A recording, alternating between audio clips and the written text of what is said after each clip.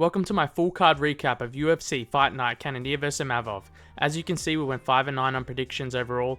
Not ideal, but regardless, we'll be jumping into the first fight of the card, which was Pujar Tomar winning a decision over Ryan Dos Santos. I thought it was a robbery, to be honest with you, watching it live. I might need to go back and rewatch his fight, but Ryan did more damage throughout the whole fight and was piecing her up, especially to her head, the entire fight. I think Tomar literally only had leg kicks and a side kick to the body in her repertoire in the entire fight. I think regardless of what decision came, I'm pretty disappointed that Ryan didn't shoot more. She only tried, barely, and gave up in all of them early into the grappling exchanges. You could tell Pujar didn't want to exchange and was worried the entire fight. She was backing up the entire duration of the fight. And Ryan had poor octagon IQ and kept circling to the left for some reason instead of just cutting her off, basically handing her free space to escape on a silver platter. Anyways, Tomar wins. I picked Ryan to win, and she arguably did, but still disappointed she chose to not grapple someone who didn't want none of the grappling exchanges in this fight. We move on. Taylor Lapilus gets a decision win over Cody Stamen. Man, I wanted to switch to Lapilus before this fight started. I was saying it all week, but I stuck with Cody out of the principle. Lapilus looked great, man, had a great fight, looked sharp, was fast on the feet, was able to nullify Cody's grappling the whole fight to keep it standing and put a beating on Stamen. Cody only got a takedown in the last round of the fight, and it was too little too late. Lapilus got back up within a minute and a half. Just overall, great performance, and another pick not going the channel's way, unfortunately. Cody really couldn't apply his takedowns in this fight, which is what I was hoping for. We move on. Denise Gomez gets a decision win over Eduarda Mora. Another loss for the channel, of course. Denise was able to stuff the takedowns and get out of the grappling exchanges more than I really thought. I thought this was a close fight, but Gomez wins. No argument from me. It felt like she out-damaged Mora and just overall was able to impose her game plan more. And she nullified Mora's game plan of grappling her.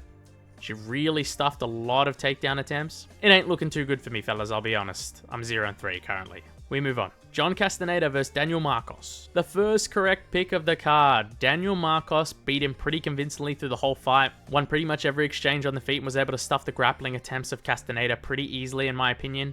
It just looked like Castaneda was feeling the pressure and didn't really have much activity. He just stayed at a distance for the entire fight, which was the worst possible decision for him. Not much can be said about this.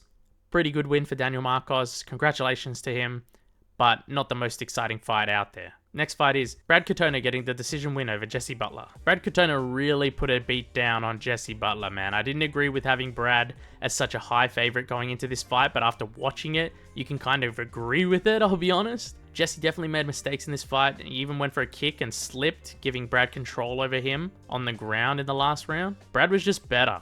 Was able to fully control Jesse Butler on the ground and dish out some nice and solid ground and pound while he had him there. Solid fight, and congrats to Katona. Second win for the channel. We move on. Montana De La Rosa getting the split decision win over Andrea Lee. Nice win for Montana De La Rosa, destroying my picks, but she deserved the win. I don't think it was super close. I thought Andrea won the first round and Montana won the second and third pretty convincingly, so not much to say. She had some good output going into this fight, mixed in some nice knees as well. She really just fought the better fight. Congrats on Montana De La Rosa getting back in the win column. I don't know what's next for Andrea Lee though, because this is her 5th loss in a row, I believe. They need to have a chat and see what's next for her. Anyways, we move on. Carlos Prates getting the first round KO over Charles Radke. Great win by Prates. You could see him setting up the knee a few times in this fight.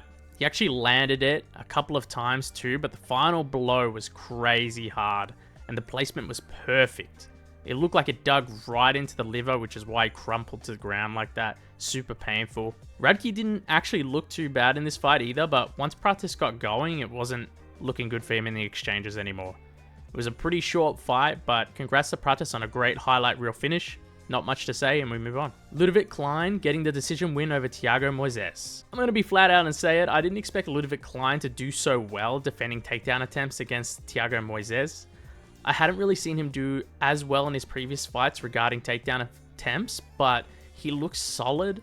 Great performance against a guy like Thiago Moises. The first takedown attempt I was certain was going to be completed, but Ludovit literally sprawled a fantastic takedown attempt and kept it standing, so hats off to him. He was sharp.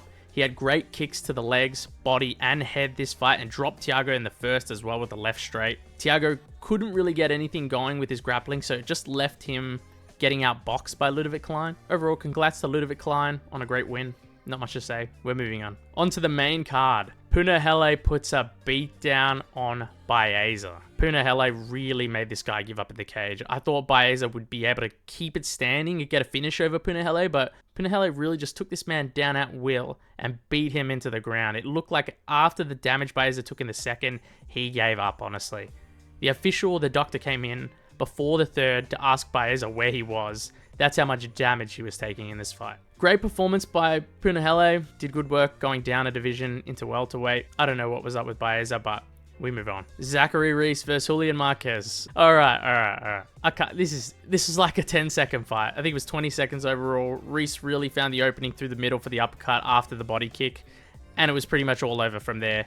Not much to say. This was a good win for Zachary Reese. I really just thought this was going to be a brawl and someone was going to get knocked out. So congrats to Zachary Reese. He got the win. And I can't seem to pick them on this card, but it is what it is. Brunno Ferreira versus Dustin Stoltzfus. Crazy finish with a spinning back elbow.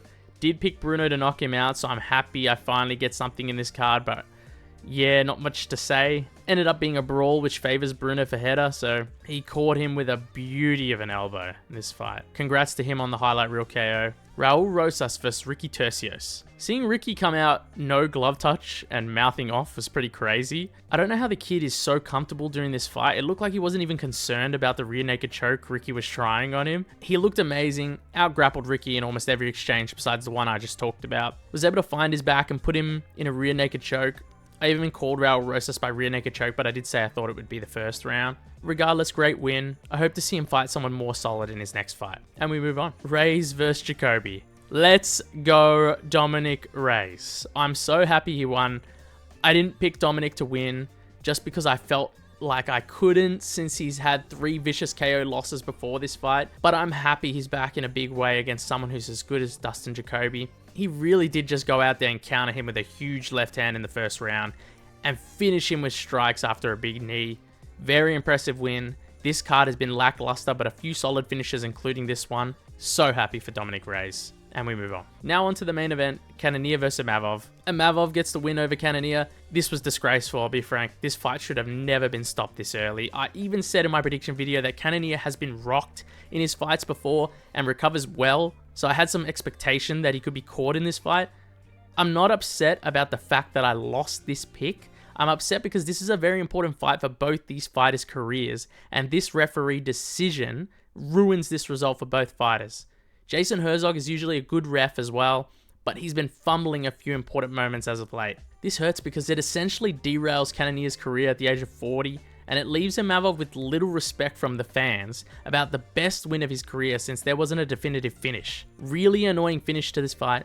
They need to start letting these fights go on a little longer, especially if it's a title fight or a contender fight. They seem to let fights go to absolute wars when it's a couple of fighters no one knows in the prelims, but not for the most high profile fights in the division. Anyways, went very poorly on this card. Like I said, finished the whole card with an end result of 5-9 on predictions. Obviously not ideal. This is the worst so far, but important to be transparent, and that is the way it goes sometimes. I'm only getting started and I plan on crushing future cards. That's the end of the video. Let me know what you guys think in the comments below and see you guys next time.